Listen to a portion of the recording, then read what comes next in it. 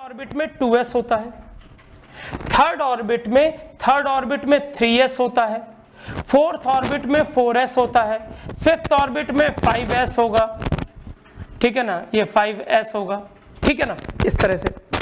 तो मेरा कहना है कि हम लोग ये देख रहे हैं कि 1s 2s 3s 4s ये कैसे दिखते हैं, ये कैसे दिखते हैं, मतलब इलेक्ट्रॉन के मिलने की प्रोबेबिलिटी कहाँ ज़्यादा है कहाँ कम है, ये हम लोग देखेंगे, ठीक है ना। तो मेरा ये कहना है, सबसे पहले देखिए कि 1s ऐसा दिखता है। अब देखिए पहले इसको थोड़ा सा ध्यान से, कई बातें जब मैं बोल दूंगा तब आपको समझ में आएगा। देखिए कि मैं इसको अलग से बनाता हूं तब आप ज़्यादा समझ पाएंगे। देखिए ऐसा है कि अगर ये न्यूक्लियस है, ये न्यूक्लियस है, ठीक है ना, और ये उसके सराउंडिंग में 3 डायमेंशनल स्पेस है, तो जो इलेक्ट्रॉन के मिलने की प्रोबेबिलिटी है ना वो ये इस सब रीजन में है, ये, और ये स्फेरिकल रीजन है। श्रोडिंगर वेव इक्वेशन से ये सब चीजें डिराइव हुई हैं कि शेप कैसे आया, ये श्रोडिंगर वेव इक्वेशन से। तुम कहोगे तो पहले श्रोडिंगर वेव इक्वेशन ही पढ़ा देते। अरे भैया श्रोडिंगर वेव इक्वेशन तो समझ ही नहीं पाओगे, जब पढ़ाऊंगा तब भी नहीं समझ पाओगे, हायर लेवल की चीज है। हाँ थोड़ा सा इंट्रो तुम्हारे सिलेबस में है वो मैं दूंगा। ये अब आप देखिए, मेरी बात ध्यान से सुनेंगे सब लोग। मेरा ये कहना है, स्क्रीन पे आप देखिए कि इलेक्ट्रॉन की मिलने की प्रोबेबिलिटी स्फेरिकल रीजन में ज्यादा है, स्फेरिकल रीजन में ज्यादा है, न्यूक्लियस के चारों तरफ। तो इसको हम लोग बोल देते हैं, इसको हम लोग बोल देते हैं कि ये 1s है। अब ये 1s है। अब यहां पे देखिए कि इलेक्ट्रॉन मिलने की प्रोबेबिलिटी सब जगह है, न्यूक्लियस में नहीं है। तो एक चीज, ये इन्फिनिटी है, इन्फिनिटी मतलब न्यूक्लियस से दूर, इन्फिनिटी मतलब न्यूक्लियस से दूर। देखिए एटम के लिए, मेरी बात सब लोग ध्यान से सुनिएगा, एटम के लिए तो न्यूक्लियस से 1 सेंटीमीटर का डिस्टेंस भी इन्फिनिटी माना जाएगा। मतलब आप समझ रहे हैं ना, इन्फिनिटी रिलेटिव है। मतलब तुम कहोगे सर इन्फिनिटी कैसे, हम यहां समझेंगे, जहां न्यूक्लियस के फोर्स का जो इफेक्ट वो ना के बराबर हो, वो इन्फिनिटी हो गया, ठीक है ना। तो इन्फिनिटी वहां पे इलेक्ट्रॉन होगा नहीं, इलेक्ट्रॉन वहां क्या करने जाएगा, ठीक है। और दूसरा न्यूक्लियस, तो इन्फिनिटी और न्यूक्लियस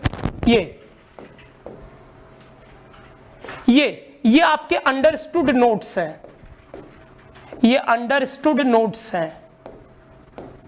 इनको हम लोग कभी काउंट नहीं करेंगे, इनको हम लोग कभी काउंट नहीं करेंगे। ध्यान से सुनिएगा, इन्फिनिटी और न्यूक्लियस ये अंडरस्टूड नोट्स हैं, इनको हम कभी काउंट नहीं करेंगे। जब भी कभी पूछा जाएगा number of notes, number of radial note, number of nodal planes, number of angular notes, तो कभी भी इन्फिनिटी और न्यूक्लियस को काउंट नहीं करेंगे, ठीक है। तो मेरा ये कहना है कि इलेक्ट्रॉन मिलने की प्रोबेबिलिटी देखिए इस रीजन में सब जगह है, सब जगह है। तो नंबर, अब रेडियल क्यों बोल रहे हैं बताऊंगा आपको। तो जो नंबर ऑफ रेडियल नोट्स हो जाएगा वो 0 हो जाएगा, ये 1s है। अभी पहले समझ लीजिएगा, तब जो है मैं आपको क्या बोलते हैं जो है चीजें क्लियर होंगी, पहले मैं बोल लूंगा और, ठीक है। अब देखिए 2s कैसा होता है, 2s कैसा होता है। देखिए ये 1s है, ध्यान दीजिएगा, ये 1s है। उसके बाद एक रीजन आता है, ये वाला रीजन, ये रीजन आता है, ये वाला जो ब्लिंक कर रहा है, यहां पे इलेक्ट्रॉन नहीं जाता है। तुम कहोगे कैसे पता चला, श्रोडिंगर वेव इक्वेशन से। श्रोडिंगर वेव इक्वेशन ही वो इक्वेशन है जो ये बताएगी कि वो जो फोर्सेस हैं उससे इलेक्ट्रॉन का मोशन किस तरह से कंट्रोल होगा, ठीक है। तो इलेक्ट्रॉन के मिलने की जो प्रोबेबिलिटी है वो वेव फंक्शन से डिसाइड होती है। जब मैं श्रोडिंगर वेव इक्वेशन बताऊंगा तो इतना तो आपको बताऊंगा कि वेव फंक्शन क्या है, श्रोडिंगर वेव इक्वेशन में कैसे लिखते हैं, मतलब उसकी सिंपल चीजें, सिंपल इंफॉर्मेशन आपको दूंगा, ठीक है। तो मेरा ये कहना है कि ये जो पोर्शन ब्लिंक कर रहा है यहाँ इलेक्ट्रॉन नहीं मिलेगा, और फिर इलेक्ट्रॉन यहाँ मिलेगा, फिर इलेक्ट्रॉन देखिए यहाँ मिलेगा, ये 2s है, ये 2s है, ये भी स्फेरिकल है। तो इलेक्ट्रॉन यहाँ 1s में मिलेगा, फिर ये यहाँ नहीं मिलेगा, और फिर ये 2s में मिलेगा, वो ये जो वॉयलेट कलर से दिख रहा है। अब यहाँ पे देखिए ये आपका रेडियल नोड हो गया, ये आपका रेडियल नोड हो गया। तो नंबर ऑफ रेडियल नोड्स हो गए 1, नंबर ऑफ रेडियल नोड्स हो गए 1। तो ये बात सबको समझ में आई। तो पहले मैंने जो अभी इतनी चीजें बोली हैं, इतना पहले इतना नोट करिए, इसके साथ में ये भी नोट करना है।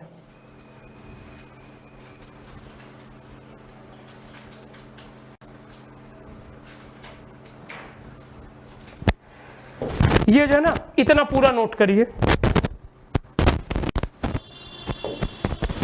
ये इतना पूरा नोट करिए, ये पूरा नोट करिए, इतना पहले पूरा नोट करिए, तब आगे मैं बात करूं। और कोई डाउट हो तो पूछिए, इसमें कोई डाउट हो, खासकर इन्फिनिटी और जो न्यूक्लियस है वो अंडरस्टूड नोट्स हैं, इसमें कोई डाउट हो तो बताइए।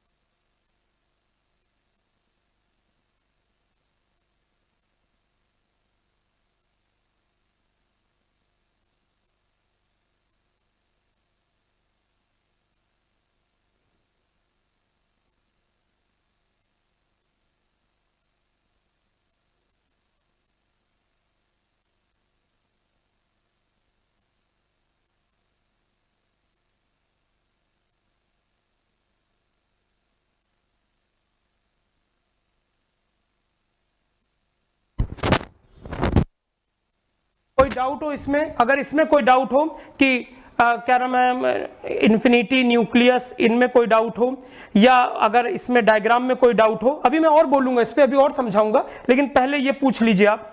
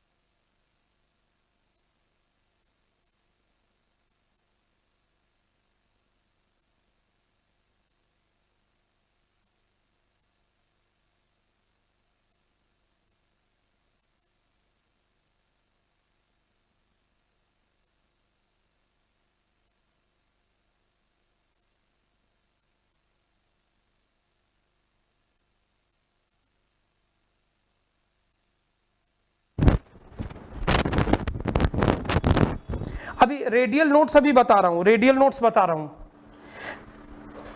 रेडियल नोट, एक सवाल है कि रेडियल नोट्स क्या है, वो बता रहा हूं। रेडियल भी बोलते हैं, स्फेरिकल भी बोलते हैं। और किसी को कोई डाउट? और किसी को कोई डाउट जल्दी से मैसेज कर दीजिए, तो फिर मैं एक साथ बता दूं सारी चीजें।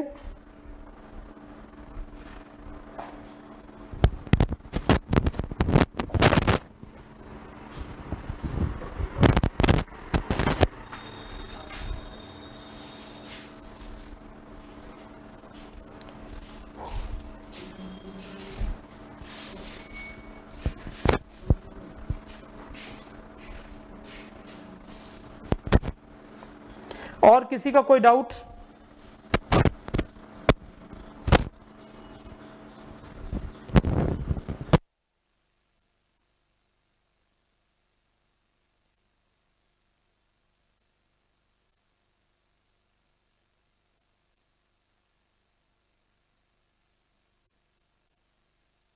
फिर से एक बार देखिए अब चीजों को। अब देखिए, इसको यहां देखेंगे तो आपको काफी समझ में आएगा।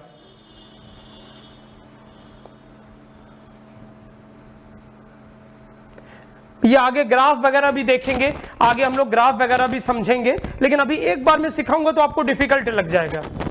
देखिए देखिए, सब लोग ध्यान देंगे। कि ये 1s है। अगर मैं इसको थोड़ा और बड़ा कर दूं,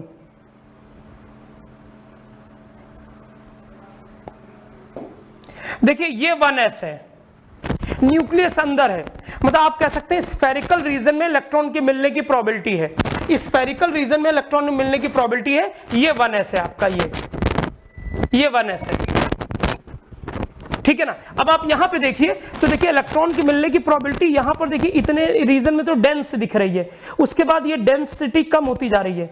ये इलेक्ट्रॉन क्लाउड का मतलब इलेक्ट्रॉन के मिलने की पोजीशंस हैं, ये इलेक्ट्रॉन मिलने की पोजीशन है।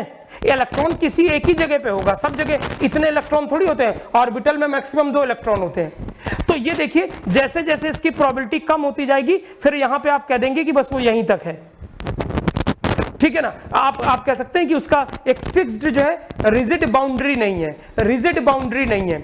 तो ये आपका जो है ना, ये आपका 1s हो गया।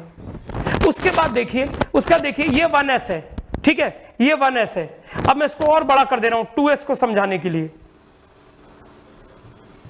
देखिए जरा सब लोग 2s को समझने के लिए देखिए, ये आपका जो है 1s था, ये वाला, ये 1s है। उसके बाद देखिए एक आपको गैप दिख रहा है, एक गैप दिख रहा है, सॉरी,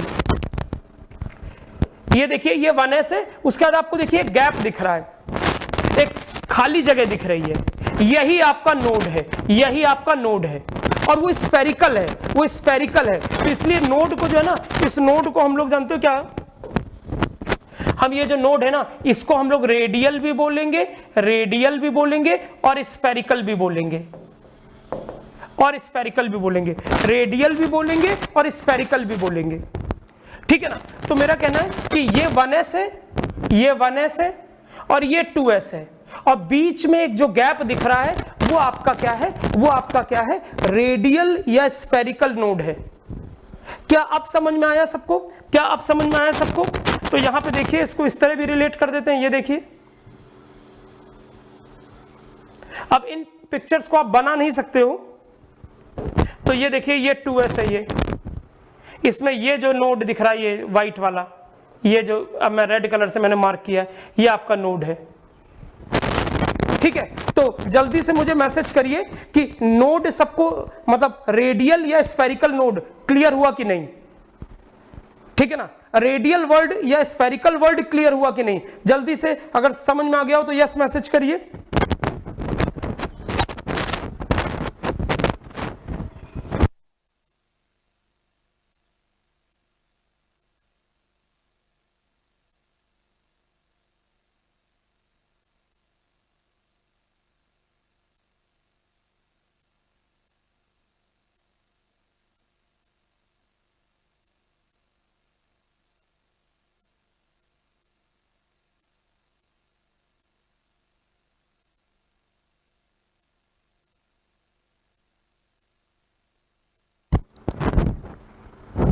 सब लोग मैसेज करिए, अगर कोई डाउट हो तब भी पूछिए।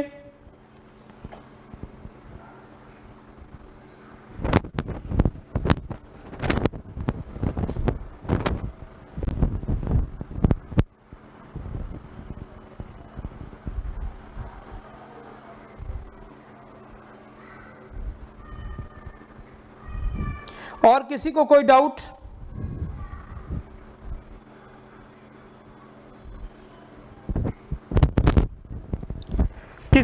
किसी को भी डाउट है अगर, ये हम स्फेरिकल वर्ड या रेडियल वर्ड क्यों यूज कर रहे हैं, ठीक है।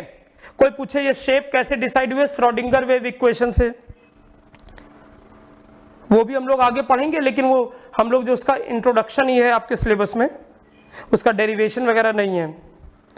हालांकि 2 लेक्चर लगेगा उसको, मैं जब पूरा डिटेल में पढ़ाऊंगा, काफी डिटेल में मैं पढ़ाऊंगा, ठीक है। चलिए अब आइए देखिए 3s, देखिए 3s क्या है।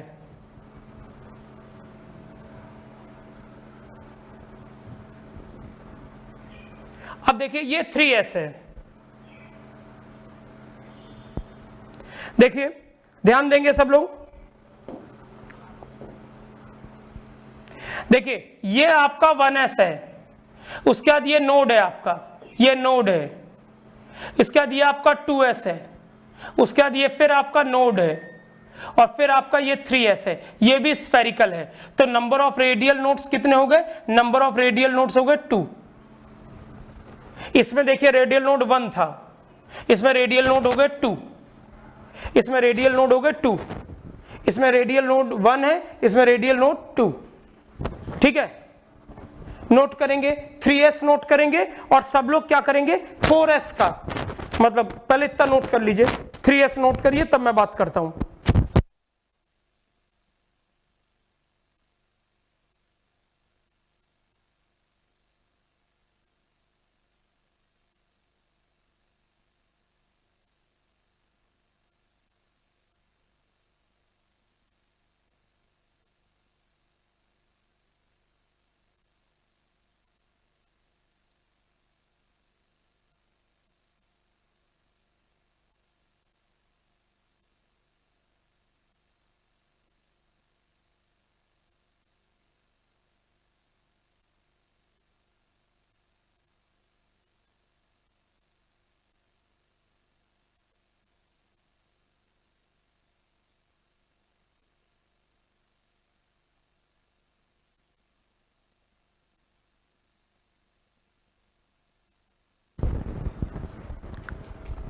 चलिए ठीक है, ये नोट कर लिया सबने। अब एक सवाल है आपके लिए, ये सवाल है, ये give orbital diagram for 4s orbital and give number of radial nodes. ये आपको इसको आंसर करना है और जो आपने इसका डायग्राम बनाएंगे उसकी फोटो खींच के अभी व्हाट्सएप करना है, अभी।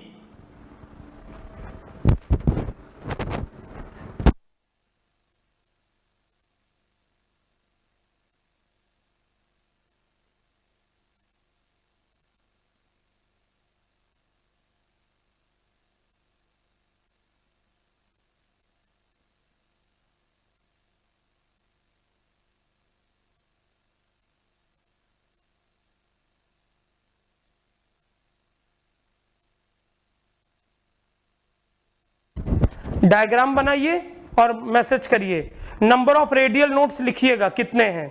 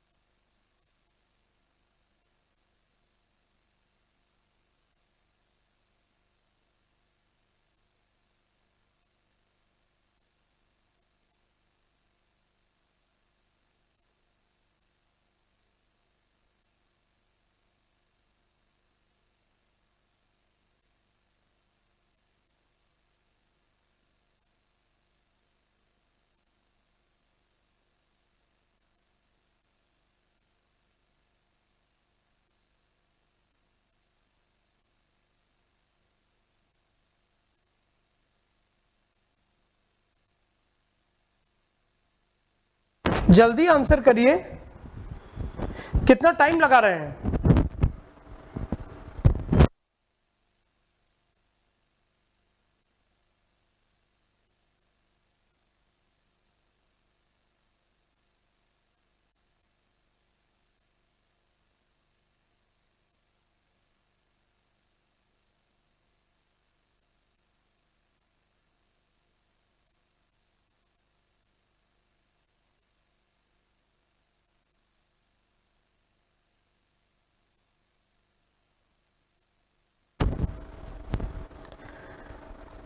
सिद्धार्थ BHS करेक्ट है।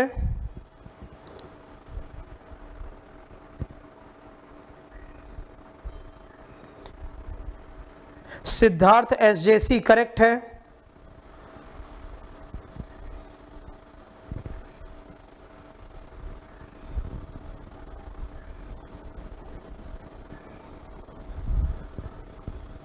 आर्यन त्रिपाठी करेक्ट है, अनुष्का करेक्ट है,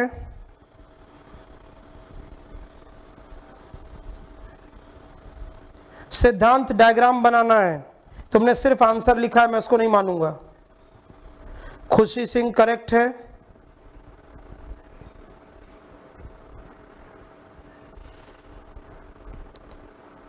श्रेया गौतम करेक्ट है, यश गोयल करेक्ट है,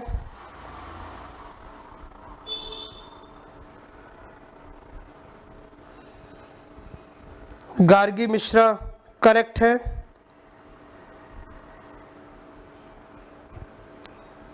आर्यन त्रिपाठी करेक्ट है। चलिए वेरी गुड। तो देखिए ये आपका जो है ये डायग्राम हो जाएगा ये। तो देखिए ये आपका जो है ना ये 1s है, ये 2s है, ये 3s है, ये 4s है, और नोड देखिए 1 2 3, तो ये आपके जो है नोड हो गए 3, ये आएगा।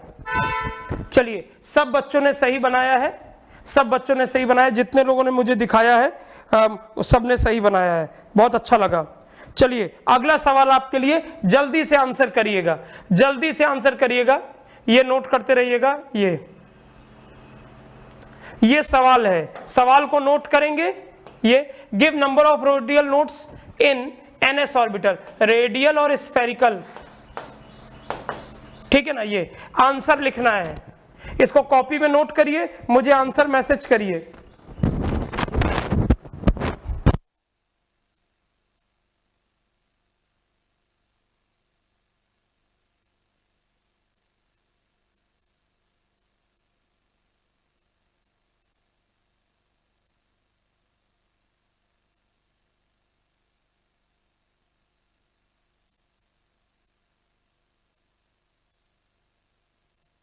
Aryan Tripathi very good, Aryan Tripathi very good, SJC Siddharth correct,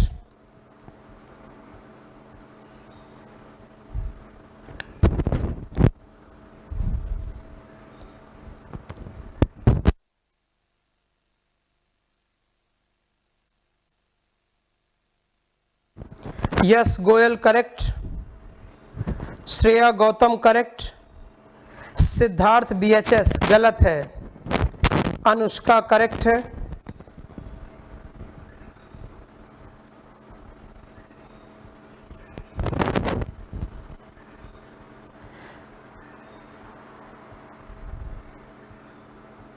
Gargi Mishra correct है, खुशी सिंह करेक्ट है,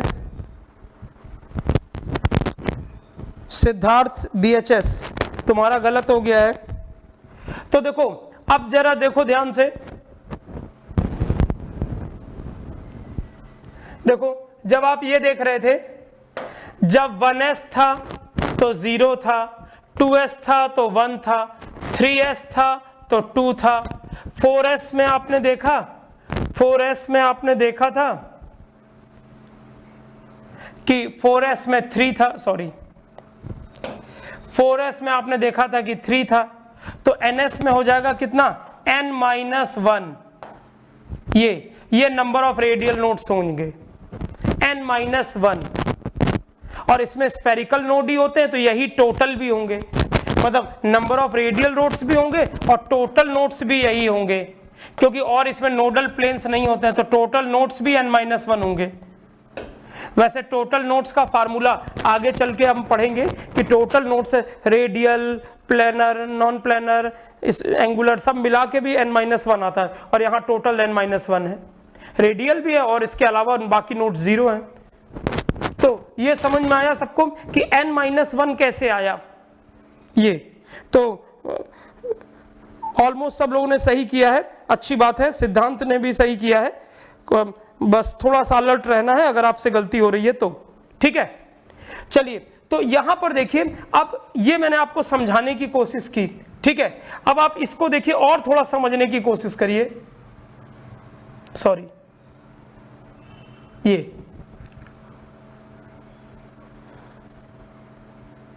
देखिए, ये एक डायग्राम 3s का बना है। तो देखिए ये 1s है, ये 1s है, फिर देखिए ये नोड है जो दिख रहा है, फिर ये 2s है, फिर देखिए ये नोड है। तो यही दो रेडियल नोड है, ये दो नोड्स हैं 2। ये अब आप देख रहे हैं कि नोड की विड्थ भी बड़ी होती जा रही है। नोड देखिए यहां आप साफ साफ आपको दिख रहा होगा, एक खाली जगह दिख रही होगी, एक खाली जगह दिख रही होगी। तो मतलब अब आप ये देख सकते हैं कि 1s अंदर है, ध्यान समझिएगा, 1s अंदर है, फिर थोड़ी जगह छोड़ के 2s है, फिर थोड़ी जगह छोड़ के 3s है, फिर थोड़ी जगह छोड़ के 4s है। वो जो जगह हम छोड़ रहे हैं वो भी, और उसकी विड्थ ज्यादा होती जा रही है। एक फुटबॉल है, उसके ऊपर दूसरी फुटबॉल है, उसके ऊपर तीसरी फुटबॉल है, उसके ऊपर फोर्थ फुटबॉल है। इस तरीके से 1s 2s 3s है। मैंने आपसे कहा था ना कि एटॉमिक स्ट्रक्चर जो स्मॉलेस्ट पार्टिकल है वो अंदर से बहुत कॉम्प्लिकेटेड है।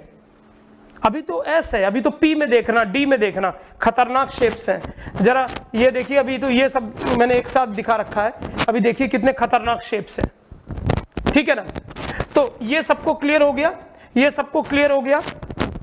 किसी को कोई डाउट, किसी को कोई डाउट, ये चीज समझ में आई सबको कि किस तरीके से